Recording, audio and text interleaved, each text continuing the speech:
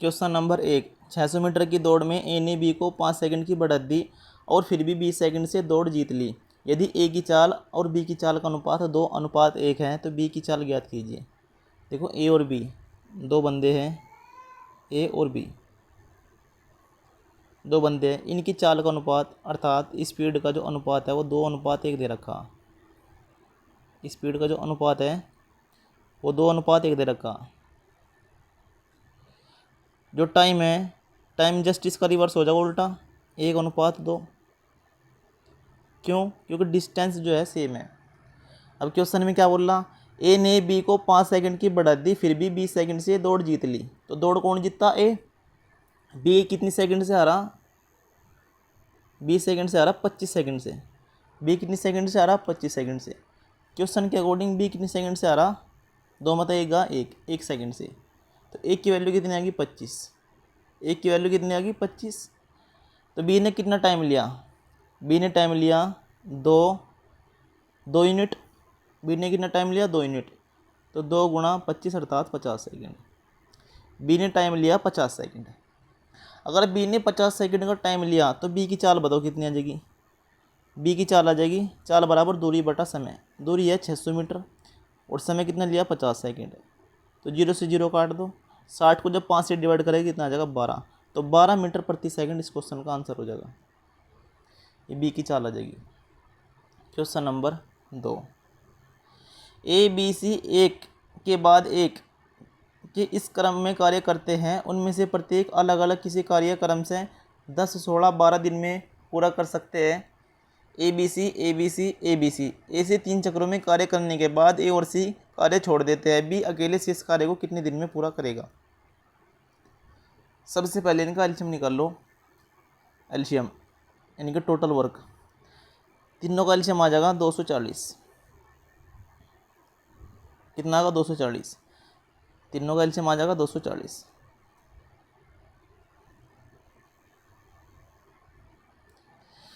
तो ए की एफिशिएंसी कितनी आ जाएगी जब 10 से डिवाइड करेंगे? 24।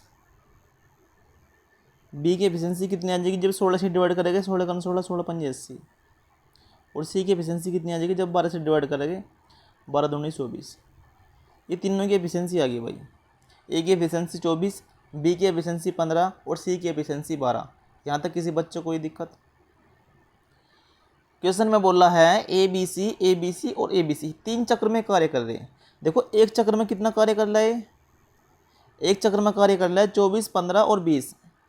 5 और 4 9, 2 और 1 3 और 2 5। एक चक्र में 59 कार्य कर ले। तो 3 चक्र में कितना कर लेंगे? × 3।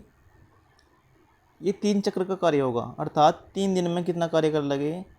ये 3 दिन में कार्य कर लगे। 3 9 27, हासिल 2, 3 5 15, 2 17, 177 कार्य है। अब क्या कह रहा? अब ये कह रहा ए और सी कार्य छोड़ रहे, तो बी अकेले शेष कार्य को कितने दिन में करेगा? शेष कार्य। और टोटल कार्य कितना? 240। इसमें से 177 कर लिया, बाकी कितना बचा भाई? 10 में 10 हाथ गए 3 और 13 में 10 हाथ गए 6। अब कार्य बचेगा 63। तो ए और सी कार्य छोड़ रहे, बी अकेले शेष कार्य को कितने दिन में करेगा? बी की एफिशिएंसी कितनी है? 15। तो 15 एफिशिएंसी के साथ बताना। 3 से कट्टा 21 और 3 से कट्टा 15, 3 पंजे 15, 5 बार। तो 21/5 इस क्वेश्चन का आंसर आ जाएगा। और 21/5 को हम कैसे लिखेंगे? 4 सही 1/5 दिन। क्वेश्चन नंबर 3, एक महिला को एक निश्चित दूरी तय करने में लगने वाले समय को 80% कम करने के लिए अपनी कार की चाल में कितने प्रतिशत की वृद्धि करनी चाहिए? देखो टाइम कितना दे रखा? 80% कम करना। पहले 100% था, 80% कम करना अर्थात अब बचेगा 20। तो स्पीड जस्ट इसका उल्टा हो जाएगा, 20 × 20 और 20 पंजे 100। ये स्पीड का रेशियो आगा। यहाँ तक किसी बच्चे को कोई दिक्कत? तो क्वेश्चन में क्या करा? अपनी कार की चाल में कितने प्रतिशत की वृद्धि करनी चाहिए? तो वृद्धि कितनी करनी चाहिए? 5 में 1 4, 4 की वृद्धि करनी चाहिए किस पे? 1 पे, और गुणा 100%। जब 4 की 100 में मल्टीप्लाई करेंगे कितना आ जाएगा? 400%। तो 400% इस क्वेश्चन का आंसर होगा। क्वेश्चन नंबर 4, एक व्यक्ति ने कुछ धनराशि उधार ली, पहले वर्ष के अंत में 4200 और दूसरे वर्ष के अंत में 4410 का भुगतान करके उसकी चुकौती करने पर सहमत हुआ।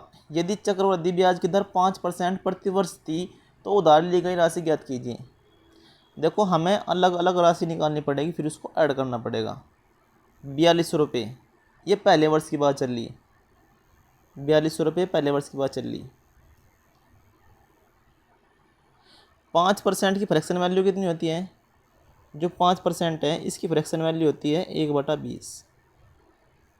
1/20 कहने का मतलब है अगर 20 मूलधन है तो उस पर 1 रुपये का ब्याज लग रहा, तो अमाउंट कितना हो रहा है? 21 गुणा 20। ये पहले साल की बात है। इसी तरीके से 4410, अगर मूलधन हमारे पास 20 है, 1 साल का ब्याज लग रहा कितना हो रहा है? 21। लेकिन वहाँ से जो 4410 है वो दूसरे वर्ष के अंत में हो रहा, तो दूसरे वर्ष के अंत में करेंगे इसका स्क्वायर ले लगे, तो 21 वर्ग 441 ये इसकी वैल्यू है। और हमें निकालना क्या? मूलधन, अर्थात 20 वर्ग 400 की हमें राशि निकालनी। करो भाई, मैं से नीचे से हटा देता हूँ, इसका काम ख़त्म।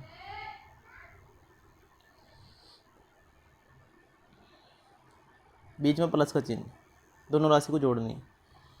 21 दूनी 42, ऊपर तो आगा 200 और 200 को जब 20 में मल्टीप्लाई करूँगा 2 दूनी 4 के सामने 3 0, प्लस 441 से 441 कटेगा, ऊपर आगा 10 और 10 की जब मैं 400 मल्टीप्लाई करूँगा इधर भी 4000 आ जाएगा, तो 4000 प्लस 4000 कितना आ जाएगा? 8000। तो 8000 इस क्वेश्चन का आंसर होगा। क्वेश्चन नंबर 5, निम्न में से कौन सा सह अभाज्य संख्याओं का युग्म है? देखो सह का मतलब है साथ रहने वाला, अभाज्य का मतलब है साथ रहा होगा लेकिन आपस में नहीं कटने का। 32 और 62 2 से कट रहे, ये आंसर नहीं हो सकता। 198 और 175, ठीक है 198 175 5 से तो कटते नहीं, आपस में सम और विषम है। एक बार 3 से चेक कर लो, 7 5 12 और 1 13, ये 3 से भी नहीं कटता, ठीक है। तो राइट आंसर आ जाएगा हमारा सेकंड। अगला चेक करेंगे 7 1 7 7 5 35, ये भी कटेगा। 217 और 651 ये 7 से कट जाएगा, 7 21 7 1 7 7 9 63 7 21, तो ये भी आंसर नहीं हो सकता। क्वेश्चन नंबर 6, 1/128 पाई आयतन वाला आइसक्रीम शंकु बनाया जाना है, जिसमें शंकु की ऊंचाई इसकी त्रिज्या से 2 गुनी है। शंकु की तिर्यक ऊंचाई कितनी है? इसकी तिर्यक ऊंचाई निकालनी, अर्थात एल की वैल्यू निकालनी। एल की वैल्यू तो तभी निकाल लगे जब हमारे पास हाइट अर्थात ऊंचाई और आर अर्थात त्रिज्या होगी, तभी तो निकाल सकते हैं। देखो क्वेश्चन में दे रखा आयतन, शंकु का आयतन होता है 1/3 पाई आर स्क्वायर एच, ये दे रखा। इसकी वैल्यू कितनी दे रखी? 128/3 पाई। अब क्वेश्चन में क्या बोल रहा? शंकु की ऊंचाई इसकी त्रिज्या से 2 गुनी है।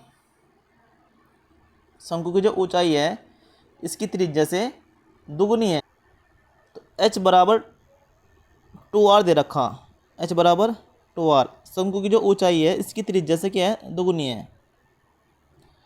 h बराबर क्या दे रखा? 2r के दे रखा, त्रिज्या से 2 गुनी। तो h बराबर मैं 2r रख लेता हूँ, h की जगह क्या रख लेता हूँ? 2r गुना 2r। यहाँ तक किसी बच्चों को कोई दिक्कत? यहाँ तक किसी बच्चों को कोई दिक्कत? देखो 3 से 3 कट गया, नीचे से पाई से पाई कट गया, 2 से कट जाएगा कितनी बार? 64 बार, तो आर क्यूब इधर आ जाएगा, आर क्यूब और इधर आ जाएगा 64। तो आर की वैल्यू कितनी आ जाएगी? 4 घन 64, आर की वैल्यू आ जाएगी, इधर नीचे लिख लेता हूँ मैं, आर की वैल्यू आ जाएगी यहाँ से 4। अगर आर की वैल्यू 4 आ गई तो एच की वैल्यू कितनी आ जाएगी? एच है 2r अर्थात 8, तो एच की वैल्यू आ जाएगी 8, आर की वैल्यू आ गई 4। अब पूछा तिर्यक ऊंचाई, क्या पूछा? तिर्यक ऊंचाई एल पूछा, एल। तो एल बराबर होता है इन दोनों का स्क्वायर कर लो, 4 वर्ग 16 प्लस 8 वर्ग 64, 64 और 16 कितना होता है, 64 और 16 होता है हमारा 80। तो √80 इस क्वेश्चन का आंसर आ जाएगा भाई, √80 इस क्वेश्चन का आंसर आ जाएगा। क्वेश्चन नंबर 7, 15% की कमी के बाद अजय की आय 2,12,500 है, उसकी मूल आय कितनी थी। देखो 2,12,500, ये 15% की कमी करने के बाद अर्थात 85 की वैल्यू है, तो यहाँ से निकल जाएगी 100 की वैल्यू। ठीक, यहाँ से निकल जाएगी 100 की वैल्यू। ये तो आप इसे ऐसे कर लो, ऊपर कितनी जीरो आ रही, 4, ऊपर कितनी जीरो आ रही, 4, और उसके बाद इकाइयाँ कितना है, 5। तो 4 जीरो देखो किस में, इसमें 4 जीरो नहीं है, इसमें 4 जीरो नहीं है, इन दो ऑप्शन में 4 जीरो है, लेकिन 5 की किस में मल्टीप्लाई करें जिससे 5 बन जा। अगर मैं 5 की 5 में मल्टीप्लाई करूँ तो 5 बन जाएगा 4 जीरो के बाद में। अगर यहाँ मल्टीप्लाई करूँ मैं 4 में तो 5 चौक 20, यहाँ 1 जीरो और आ जाएगा, तो ये आंसर नहीं हो सकता। ये तो कर लो आप ऐसे, ठीक है, ये तरीका अच्छा है। अगर ऐसे नहीं करना चाहते, अगर आप ऐसे नहीं करना चाहते तो 85 दूनी कितना होता है, 170, और 85 पंजे, ठीक है, ये जगह पड़ा 25 बार, तो 25 के सामने 4 जीरो आ जाएगी। ये ऐसे कर लो भाई बेसिक से, जैसे तुम्हारा मन करे। क्वेश्चन नंबर 8,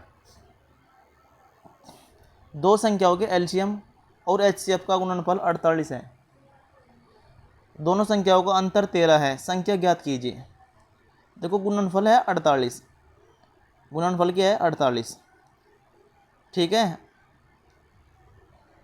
अगर मैं 10 और 23 आपस में क्या है, सहभाज्य है, अगर मैं इसका एचसीएफ 1 मानता हूँ, अरे एलसीएम 10 गुणा 23 मानता हूँ, तो ये हो जाएगा 230।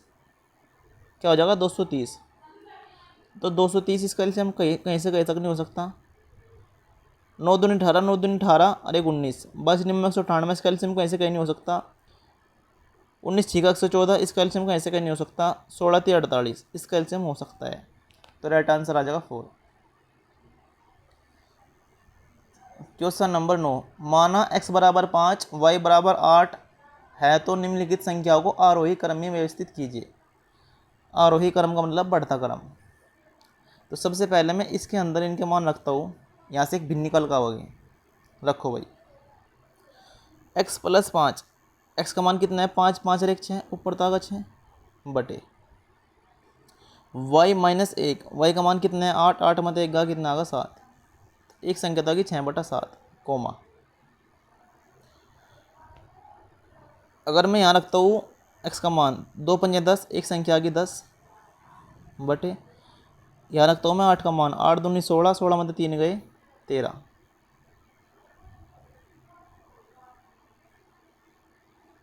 कोमा। उसके बाद y + 1, y का मान कितना है, 8, 8 और 1 9 बटे 2x - 1, 5 दूनी 10 में 1 गा 9। उसके बाद y + 1 अर्थात 8 और 1 9, और 3x - y अर्थात 5 3 15, 15 में 1 गया 14।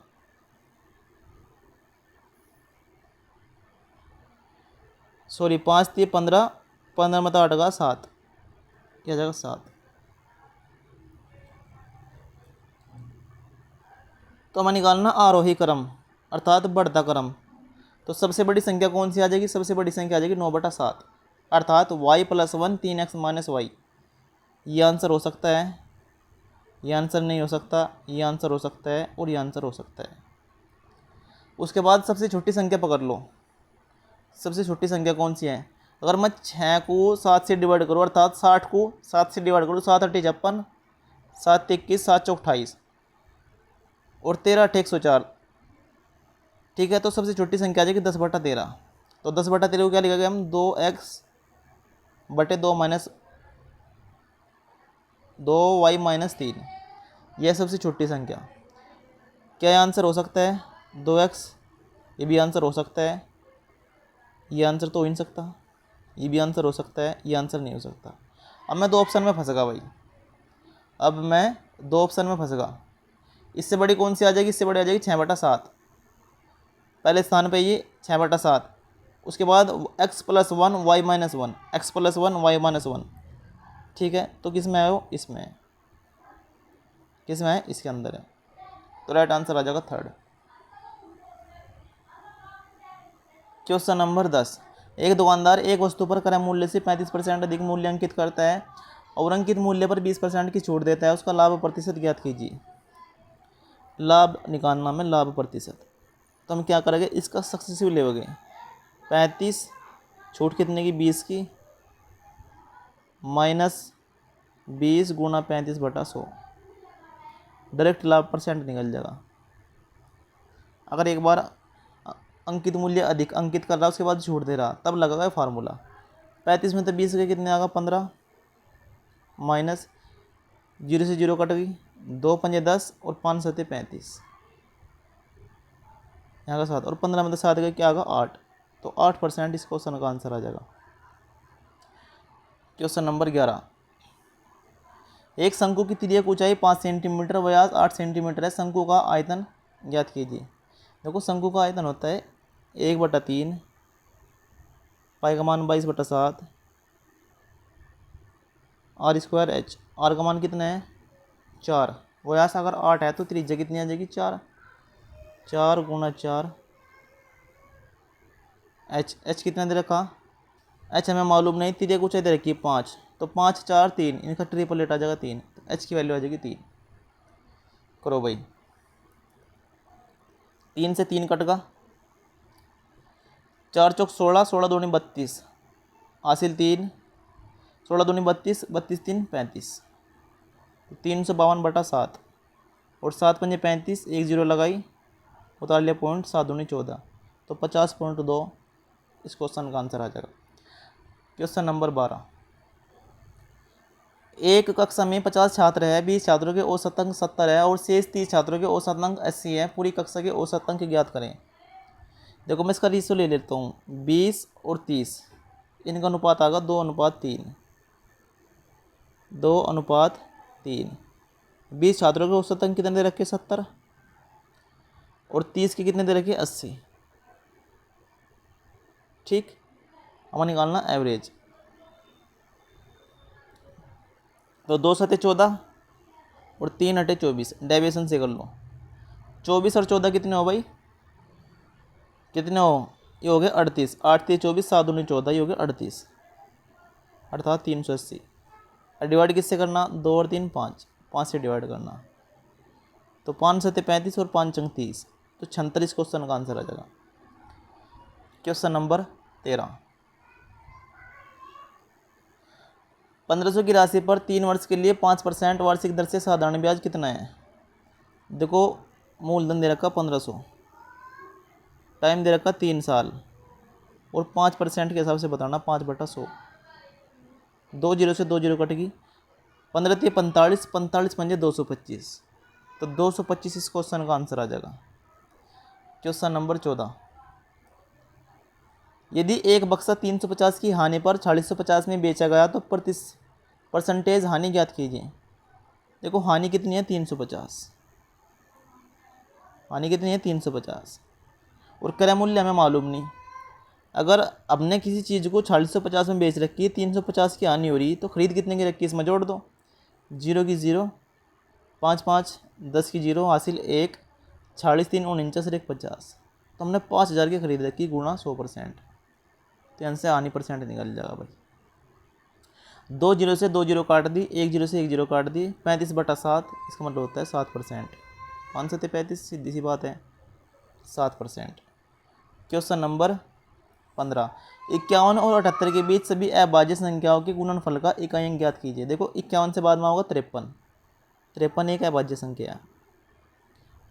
उसके बाद होगा 55 नहीं आ सकता, 55 कट जा, 57 कट जा, 59, 59 के बाद 61, 63 कट जाएगा, 65 कट जाएगा, उसके बाद होगा 67, 67 के बाद होगा 71, 71 के बाद होगा 73, 73 के बाद 75 कट जा, 77 कट जा, ठीक है। उसके बाद आओगा कितना, बस इतने आओगा। अब हमें इसका इकाई अंक चेक करना।